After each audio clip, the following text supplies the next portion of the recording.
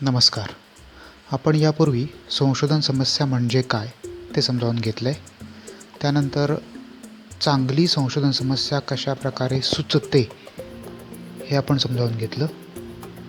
आता आपण कोणत्या संशोधन समस्येला चांगली संशोधन समस्या म्हणायचं या संदर्भात आपण काही निकष बघूया. चांगल्या संशोधन समस्येच्या अटी किंवा निकष, criteria of a good research problem. एखाद्या संशोधन समस्येला चांगली संशोधन समस्या कधी म्हणायचं या संदर्भात पुढील निकष दिले जातात. पहिला महत्त्वाचा निकष म्हणजे स्पष्टता. स्पष्टता याचा अर्थ होतो संशोधन समस्या स्पष्टपणे मांडलेली असायला हवी. मांडलेल्या संशोधन समस्येमध्ये स्पष्टता असायला हवी. त्या संशोधन समस्येशी संबंधित घटकांना, संशोधनाचे रिझल्ट किंवा निष्कर्ष वाचणाऱ्या घटकांना, त्या संशोधन समस्येचे इव्हॅल्युएशन किंवा परीक्षण करणाऱ्या घटकांना ती संशोधन समस्या स्पष्टपणे लक्षात येणारी असायला हवी. संशोधन समस्या अशा प्रकारे मांडली गेली पाहिजे की ज्यामधून कोणत्याही प्रकारची ॲम्बिग्विटी, अस्पष्टता शिल्लक राहणार नाही. संशोधन समस्या मांडणीमधूनच ती समस्या चांगल्या रीतीनं समोरच्याला समजावून घेता येईल.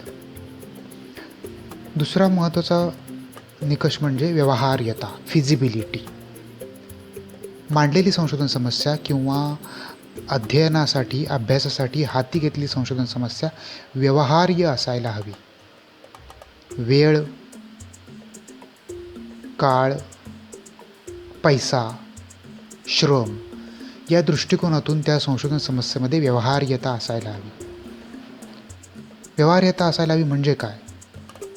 उदाहरणार्थ, समजा तुम्ही अर्थशास्त्रामधल्या बेरोजगारीच्या समस्येवर अध्ययन करता आहात, बेरोजगारीच्या समस्येचा अभ्यास करता आहात आणि यासाठी तुम्ही संपूर्ण भारतातल्या बेरोजगारीचा अभ्यास हाती घेतलात. तर संपूर्ण भारतातल्या सर्व बेरोजगारांना भेटून त्यांच्याकडून माहिती मिळवणं, त्यांच्याकडून आकडेवारी मिळवणं, ते कोणत्या कालखंडासाठी बेरोजगार होते किंवा आहेत, का बेरोजगार आहेत, त्याची शैक्षणिक पार्श्वभूमी का आहे, वगैरे वगैरे, या सगळ्या गोष्टी एका व्यक्तीला व्यवहार्य नाहीत. कारण एक व्यक्ती संपूर्ण देशभरामधल्या बेरोजगारांचं सर्वेक्षण किंवा सर्वे नाही करू शकत. त्यामुळे त्या दृष्टिकोनातून या संशोधन समस्येमध्ये व्यवहार्यता नाही. पण या उलट जर तुम्ही तुमच्या परिसरातील बेरोजगारीचा अभ्यास केलात, तुम्ही राहत असलेल्या गावातील, तालुक्यातील, तर ते व्यवहार्य होऊ शकतं. त्यासाठी तुम्ही वेळ देऊ शकता, कारण त्यासाठी लागणारा वेळ कमी असेल. काही अंशी खर्च करण्याची वेळ तरी करू शकता, किंवा तुम्ही त्यासाठी आपले श्रम देऊ शकता. त्यामुळे अशा प्रकारे संशोधन समस्येचा आवाका असा असलं पाहिजे की त्या संशोधन समस्येची अंमलबजावणी करणं, अध्ययन करणं सहज सोपं व्हावं. तिसरी गोष्ट म्हणजे संशोधन समस्या निवडताना एक महत्त्वाची गोष्ट लक्षात घेतली पाहिजे, ती म्हणजे तथ्याची उपलब्धता, अवेलेबिलिटी ऑफ डेटा. अशी संशोधन समस्या निवडायला हवी की ज्याच्या बाबतीत तथ्य, आकडेवारी, माहिती उपलब्ध आहे. संशोधनाशी संबंधित तथ्य आणि आकडेवारी किंवा आकडेवारी आणि माहिती म्हणजेच तथ्य किंवा डेटा. संशोधन समस्या अशीच निवडली गेली पाहिजे की ज्याच्याबद्दलची तथ्य आणि आकडेवारी उपलब्ध आहे किंवा उपलब्ध केली जाऊ शकते, आकडेवारी गोळा केली जाऊ शकते. अशाच प्रकारे संशोधन समस्या निवडली जायला हवी. बऱ्याच वेळेला असं होतं की संशोधक उत्साहाच्या भरात एखादी संशोधन समस्या निवडतात आणि नंतर पुढे जाऊन लक्षात येतं की या संदर्भात कुठल्याही प्रकारची माहिती आणि आकडेवारी उपलब्धच होत नाही आहे.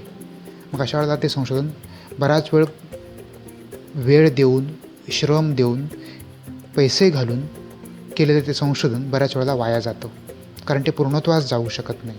त्यामुळे संशोधकाने संशोधन समस्येची निवड करताना तथ्याची उपलब्धता कितपत आहे की आपल्याला आकडेवारी गोळा करणं शक्य आहे का हे समजावून घेतलं पाहिजे, हे विचारात घेतलं पाहिजे. चौथी महत्त्वाची गोष्ट म्हणजे विश्वासार्हता.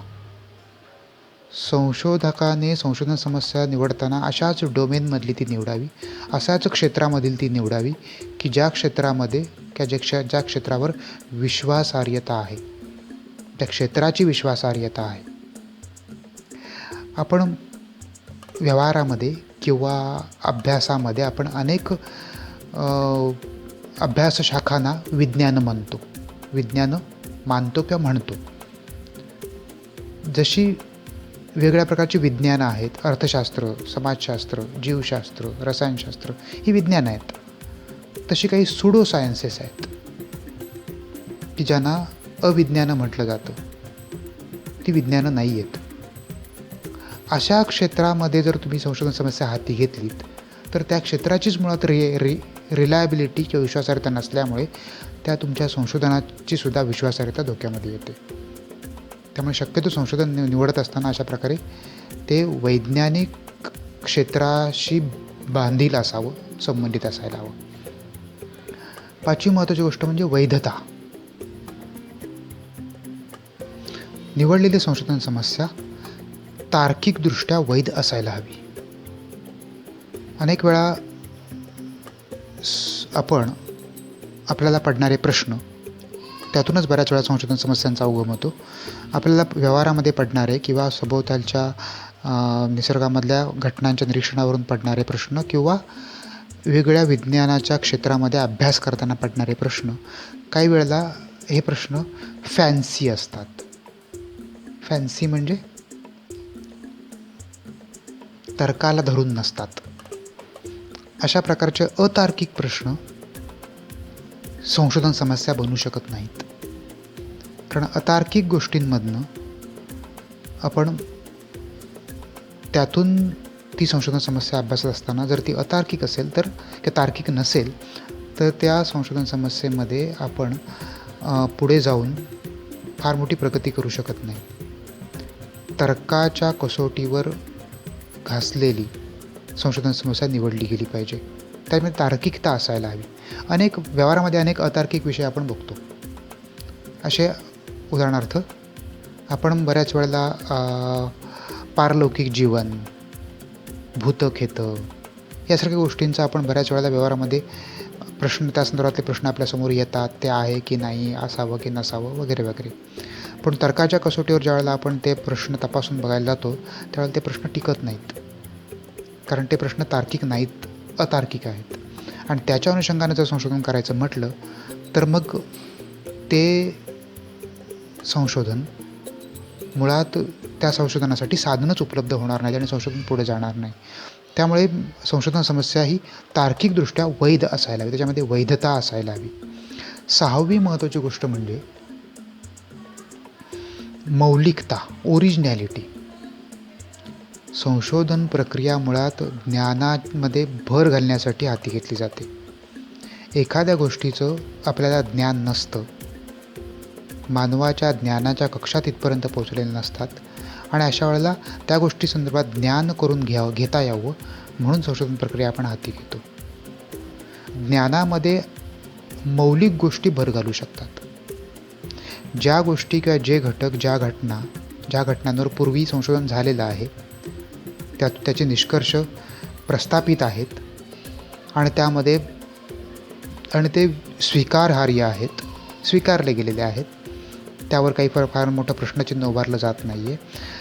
अशा प्रश्नांच्या बाबतीत किंवा अशा समस्यांच्या बाबतीत पुन्हा संशोधन हाती घेण्यात काही हशील नाही, त्याचा फारसा उपयोगही नाही.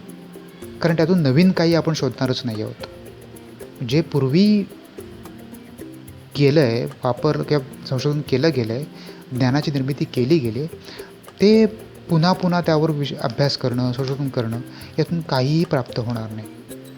संशोधन समस्या ही मौलिक असली पाहिजे, ओरिजिनल असली पाहिजे.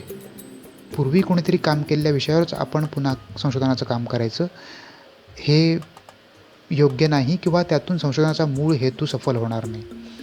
त्यासाठी संशोधन समस्या ओरिजिनल असली पाहिजे. 7वी महत्त्वाची अट म्हणजे सुसंगतता, कंपॅटेबिलिटी. संशोधन समस्या काळाशी सुसंगत असायला हवी. वर्तमान काळामधील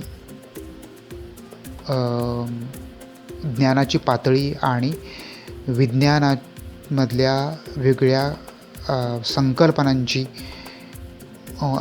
अस्तित्व या संदर्भात निवडलेली संशोधन समस्या सुसंगत असायला हवी. वर्तमान ज्ञानाशी विसंगत असणारी संशोधन समस्या अध्ययनासाठी हाती घेऊ नये. बऱ्याच वेळेला आपल्याला तशा प्रकारे की संशोधकाला बऱ्याच वेळेला ओरिजिनॅलिटी शोधण्याच्या नादामध्ये वेगळी संशोधन समस्या किंवा मौलिक संशोधन समस्या शोधण्याच्या नादामध्ये बऱ्याच वेळेला आपण किंवा संशोधक बऱ्याच वेळेला वर्तमान ज्ञानाशी विसंगत गोष्टींचा विचार करतो. परंतु अशा प्रकारे वर्तमान ज्ञानाशी विसंगत असणाऱ्या गोष्टी संशोधन समस्या होऊ शकत नाहीत. मुळात मानवाच्या आजच्या ज्ञानाची पातळी किंवा उपलब्धता ही पूर्वी प्रस्थापित झालेल्या ज्ञानाच्या आधारावरच आहे. किंवा आत्ताचं समोर असणारं ज्ञान कुठल्याही क्षेत्रामधलं, कुठल्याही शास्त्रामधलं, विज्ञानामधलं हे पूर्वी प्रस्थापित झालेल्या ज्ञानावरच आधारित आहे. त्यामुळे त्या ज्ञानाला छेद देणारी संशोधन समस्या होऊ शकत नाही. त्यानंतर नैतिकता हा एक महत्त्वाचा क्रायटेरिया आहे, का महत्त्वाची अट आहे चांगल्या संशोधन समस्येची. संशोधन समस्या अशी असावी की ती संशोधन समस्या पुढे नेताना, त्या संशोधन समस्येवर संशोधन करत असताना नैतिकता टिकून राहणं आवश्यक आहे. इथिकल कन्सिडरेशन्स, नैतिकदृष्ट्या ती संकल्पना किंवा नैतिकदृष्ट्या ती समस्या सुयोग्य असायला हवी. नैतिकतेच्या दृष्टिकोनातून ती योग्य असायला हवी. म्हणजे थोडक्यात त्या संशोधन समस्येच्या संदर्भात संशोधन करत असताना कुठल्याही अनैतिक गोष्टींचं मदत घेणं योग्य नाही किंवा मदत घेण्याची वेळ ही येता कामा नये. नैतिकतेवर आपण यापूर्वी नैतिकता ही संकल्पना आणि नैतिकतेचं अर्थ संशोधनामधलं महत्त्व आपण यापूर्वी समजावून घेतलं आहे. आणि सगळ्यात महत्त्वाचे म्हणजे रंजकता, इंटरेस्टिंग. संशोधकाला ती संशोधन समस्या इंटरेस्टिंग वाटली पाहिजे, रंजक वाटली पाहिजे. संशोधकाला जर ती समस्या इंटरेस्टिंग वाटली नाही तर त्याला त्यामध्ये काम करायला मजा येणार नाही, काम करावंसं वाटणार नाही आणि मग त्यातून त्या संशोधन फारसं पुढे जाणार नाही. त्यामुळे संशोधकाचा इंटरेस्ट टिकून राहील अशा प्रकारची ती संशोधन समस्या असावी, अशा प्रकारची संशोधन समस्या निवडावी. हे काही निकष आहेत किंवा अटी आहेत की ज्याच्या